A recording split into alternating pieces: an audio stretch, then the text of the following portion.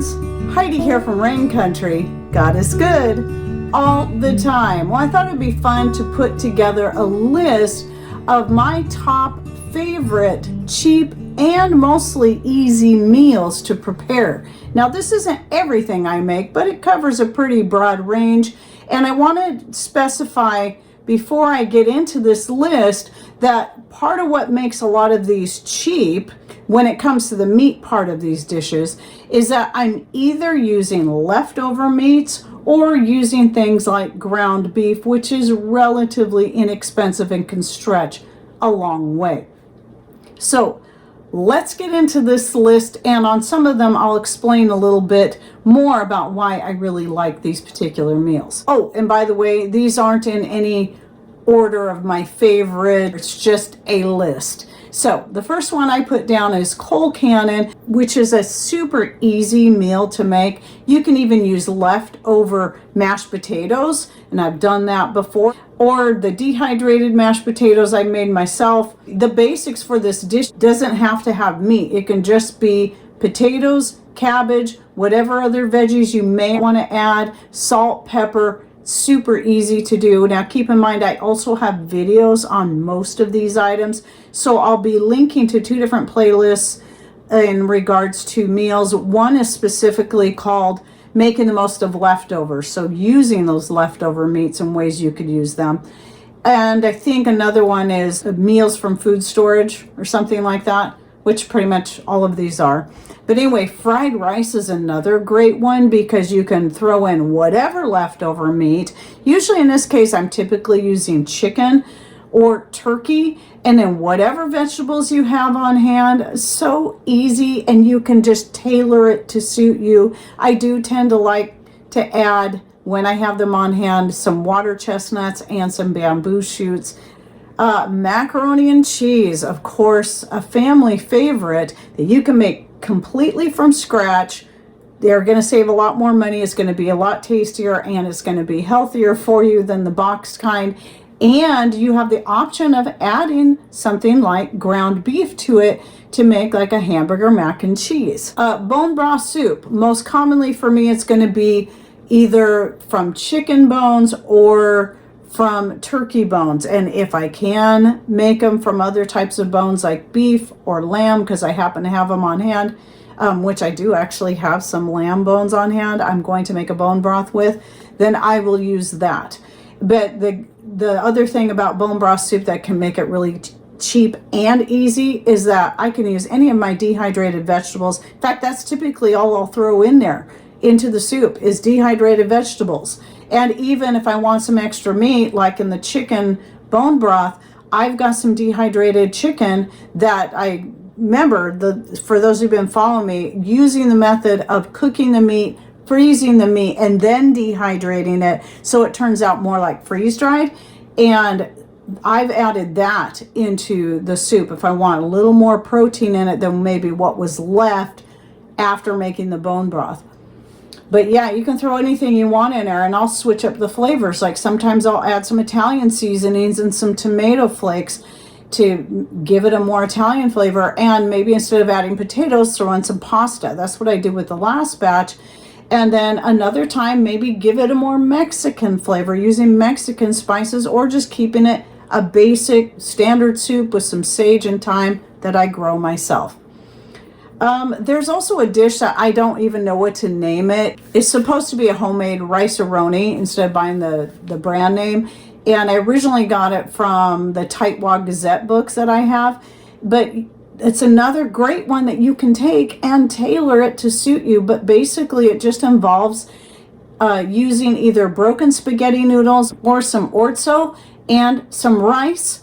And then you brown that, and then you add whatever to that you want in your water, and you cook it. So usually I'll use ground beef, and then throw in whatever vegetables I have on hand, either dried or fresh. Beans and cornbread. So that comes from the hillbilly side of the family. Patrick's side had to learn that at a young age, how to make beans and cornbread, and of course then tailor to suit us, especially since we don't eat pork. I leave the pork stuff out. I might use some of my bone broth, dehydrated, to throw in for even more flavoring. but a very cheap meal. Turkey a la king, I always just called it turkey gravy and rice until I realized that's basically what a la king was.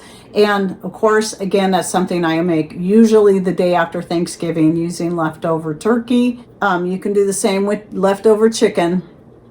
And then another one I like to do with leftover chicken is a chicken Alfredo. I always called it chicken fettuccine, but that would be wrong because it's more about the Alfredo sauce, because I don't usually use fettuccine noodles. I usually use whatever pasta I have on hand that just sounds good to me at the time.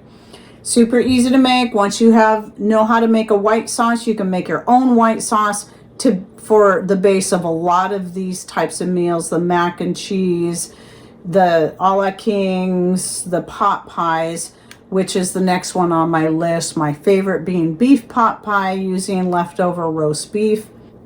And then spaghetti, of course, spaghetti. It's pretty cheap, especially when you're making your own sauce. You can also make your own spaghetti noodles. I've done that too. I have a special pasta machine, one of those, a real nice stainless steel one I picked up at a garage sale for $3. I think to buy brand new, it's like $50-ish.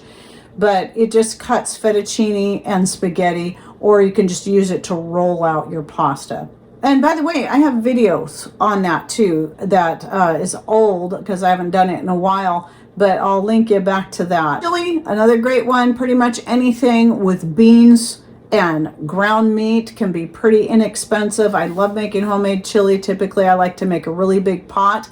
And then what I would do is I used to can it. Now what I do is I dehydrate whatever's left over, and it takes up less space in my pantry. The dehydrated chili actually heats through almost as quickly as heating up a jar of canned chili. Meatloaf can be pretty inexpensive. Again, you're using ground meat and typically adding things to it to help add to the meat. So maybe you've got some bread that you made that's kind of going stale. You want to use it up, soak it in a little milk, and then crumble it up and add that in there. A lot of times I like to add oats instead. And whatever else, throw in some dried veggies, and that again is something I will mix up the flavor. Sometimes keep it a basic flavor, sometimes make it taste more like a Mexican food or Italian food. I've even made my Italian sauce and then put that over the top of the meatloaf instead of something like ketchup. Tamale pie, that's another great one. Again, it's using mostly like a cornbread that you can make from scratch, your kidney beans, spices, and some ground beef. Enchiladas. This is one I like to make from leftover beef roast. Beef roast can be kind of expensive, but if you cook up a beef roast, you can maybe eat on it one night. This is what we like to do. And then take the leftover meat and do stuff like the pot pie or the enchiladas. And so in this case, anything that would have tortillas, I make my tortillas from scratch. I have a video on that I'll link to down below. That's something I tend to change up quite a bit. My most recent addition to that is adding a little bit of zucchini powder from my own zucchini that I've dehydrated and powdered up, and it just changes the texture, makes it softer. And so I'm going to be doing that from now on. Tacos, another great one. Lots of veggies, ground beef, and then your homemade tortillas. Meatballs and gravy is another favorite. So again, in this case, I'm using my homemade white sauce. And by the way, most of my white sauce now I make using the dairy powders I have on hand. So the heavy cream powder, whole milk powder, and even butter powder. And I think I have a video on that I'll try to link to down below if I do. If not, I should shoot a separate video just on that alone. Then there's always the tuna noodle casserole, which I rarely actually use tuna in because we have a lot of home canned salmon from salmon that Patrick had caught himself. I've used steelhead in this as well. Steelhead, for those of you who don't know, is very similar to salmon. A little bit more mild flavor. I actually prefer it over salmon, but either one works really good in that casserole. Again, there's your white sauce base again. So you don't have to rely on buying cream of mushroom soup or something like that from the store. You can make that yourself for far cheaper and with a lot less additives that you don't even know what they are in the soup. Spring rolls. So I don't have a video yet on the filling, but you can actually make your own egg rolls, spring rolls really cheap yourself from scratch. I do have a video on making the wraps, and it's very cheap. It's super cheap. And once you got that down, then you can basically fill it with whatever ground meat and vegetable you want to throw in there. Homemade pizza. Now, just like with the spring rolls and anything involving tortillas, it might not be super easy and quick because you got to make the wraps or the tortillas or the crust like for the pizza. But once you've got that, I mean, it's really just pennies to make it yourself. And then put your whatever cheese on there, whatever toppings you want. Typically, I will put on like a hamburger that I've cooked with some fennel, rosemary, oregano, and basil, and then a little salt and garlic, of course. And then I'll sprinkle that on top with, again, whatever vegetables I have on hand at the time. This one isn't super easy, but it can be very cheap, and that's making your own homemade ravioli. Again, you just need some kind of ground meat and some cheese and your spices for the filling, and then the pasta itself. That's the part that takes the longest, is the creating the pasta, rolling it out and shaping the ravioli, and then making your own Italian sauce to go with it. And I do have a video on this that you'll find in those playlists that I just recently did on the ravioli. Almond fried chicken, another favorite. Again, using leftover chicken. So roasting up a chicken, maybe eat on it one night, using leftover meat from that chicken to make fried rice or the Alfredo or the pot pie or the almond fried chicken. Or another one which I didn't put on this list is also the orange chicken, which is made very similar, but the sauce is more of a sweet orange sauce, and it's pretty good. Now this, I don't also do this one as much, but beef veggie fritters. You pretty much get everything in the fritter. And I do have a video on this. It's one of my oldest videos, but I just take ground beef. I add some shredded zucchini, shredded potato, shredded carrot, and then fry them up. They are so good. So I recommend a side to go with that. Since you already got your veggies and your potatoes in there, you can have a side of some kind of green salad. Good healthy green salad would go well with the beef fritters or beef veggie fritters. Burritos. There's those homemade tortillas again, but the great thing about the burritos is, let's say you made the beans and cornbread and you've got a lot of those beans left. Because of the seasonings used in those beans, all you got to do is take those same beans, cook them again, mash them up, and then add your seasonings like your chili powder, your cumin, and some hot pepper if you want.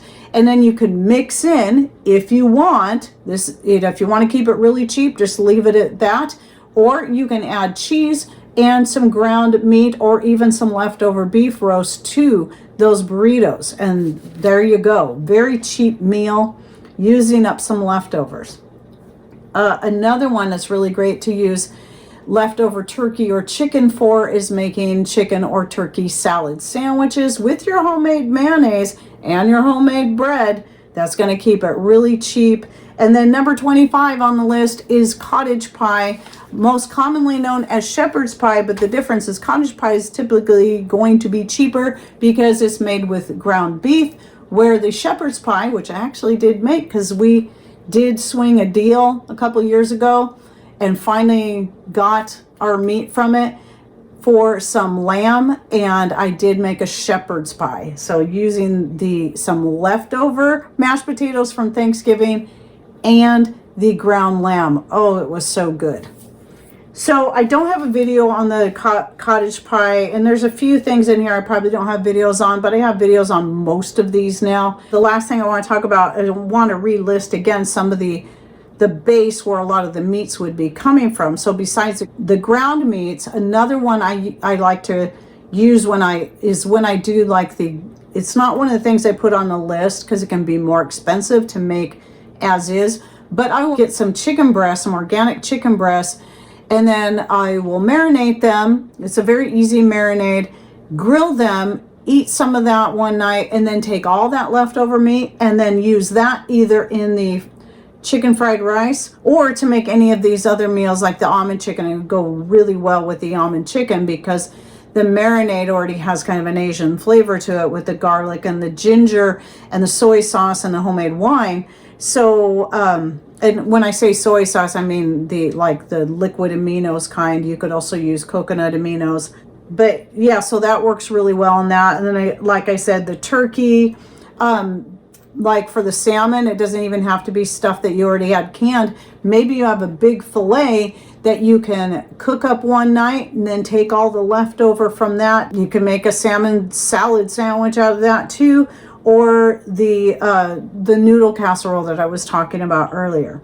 And then the beef roast, beef, elk, deer, or lamb roast, that kind of thing. Anything that's left over from making the roast, then you can really spread out the rest of that. A lot of times, especially like with a beef roast or a chicken, I can get up to 3 or 4 different meals from just that, or different types of meals. And even those one meal, since there's just 2 of us, can last us a long time. So a big pan of chicken fried rice can last us for several dinners. And then I still have more chicken that I'm using to maybe make a pot pie. And then the bones, using the bones from those to make the bone broth for making the soups. So some really, really cheap meals, most of them fairly easy. The ones that are going to take the longest will be the ones where you got to make the tortillas or the wraps or the pasta yourself or the bread. So anyway, I hope you enjoyed this video, and please share your favorite cheap and simple meals in the comments down below so people can get more ideas from you as well, including myself. And thanks for watching. Take care and God bless.